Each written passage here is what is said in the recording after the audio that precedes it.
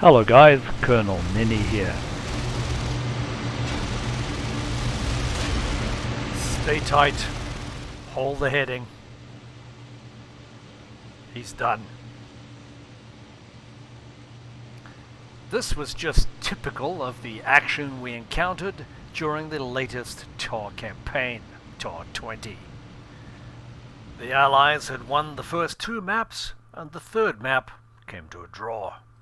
For the first two maps, we flattened just about everything. We continued to hit them hard from high level and from low level. And for me and my team, everything seemed to be going swimmingly until the fourth map. And in map 4, it looked like we could win a victory by destroying all their aircraft, so we targeted their airfields. At this point, it seemed to me that both sides were fairly evenly matched.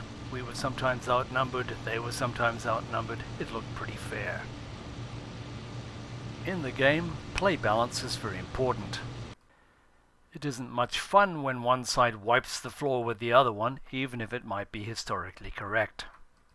Map 4 was quite a challenge. The front line moved back and forth, east and west, constantly. And both sides were hard pressed to make a win. Finally, the Axis forces prevailed for their first win of the campaign. And then in map 5, things seemed to change somewhat. It looked like we were going to be able to win by destroying all their tanks. Which, when you think of it, is really quite realistic, because if you destroy all their tanks, they have nothing to move forward, and the front line stops for them. And then apparently we couldn't win by killing their tanks. That rule had changed. Everyone was up in arms on the forum about that, but the war went on. Then we come to map 5, flatter than piss on a plate and almost half as interesting. Round about this time, the forums were full of crying foul. In earlier TAW campaigns, when the Russians had won, people complained that the Russians had won because the game developers were Russian. And then in this campaign, as the German forces seemed to pick up and gather momentum and start to win, the collective voice simply said that the Germans were winning because the TAW developers are German-based. What absolute nonsense. In my opinion, the TAW developers have done an awesome job in trying to create an even game for both sides. But to start off with, the registration of pilots is skewed almost 40% in favor of the Axis forces. So that has nothing to do with the TAW developers.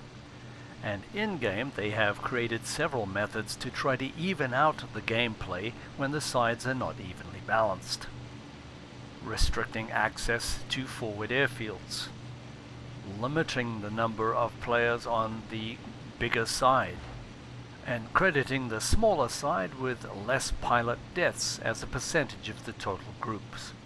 This is my fourth TAW campaign, and with each campaign I find that the changes that have been made simply make the game a lot better, a lot more challenging.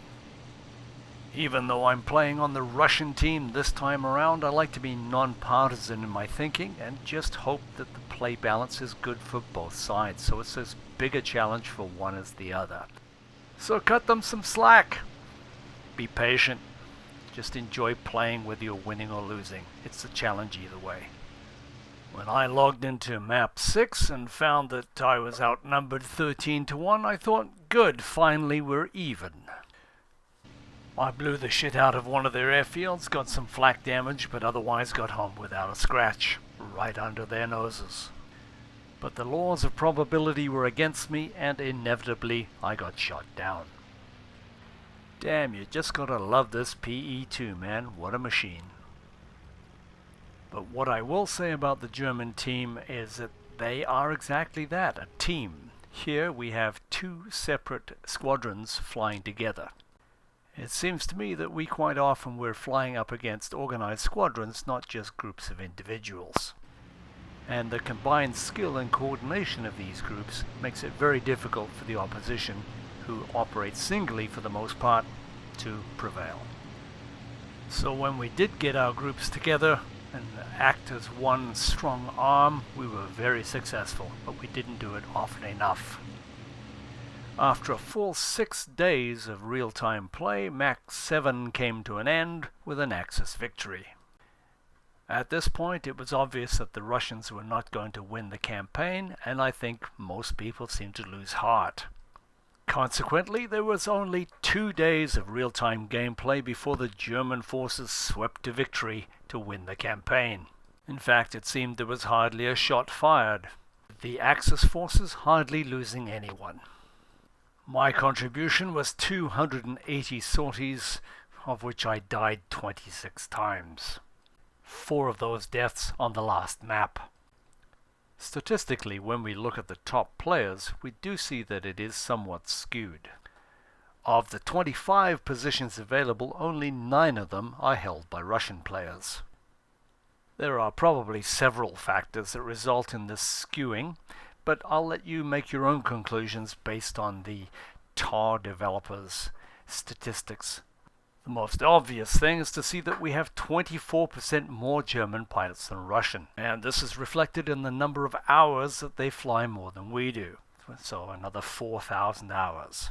This inequality would lead to a greater number of deaths on the Russian side, and obviously more success for the Germans. Nevertheless, despite these great odds against them, the Russians almost brought it to a draw. And I think if the Russians had more cohesion and teamwork consistently, they would have won. Oh yes, and don't forget, because I was there. Thanks for watching, guys. See you next time. As always, if you've enjoyed this video, found it helpful, please like it or subscribe. Or if there's another topic you'd like me to cover, please leave a comment. Thank you, guys.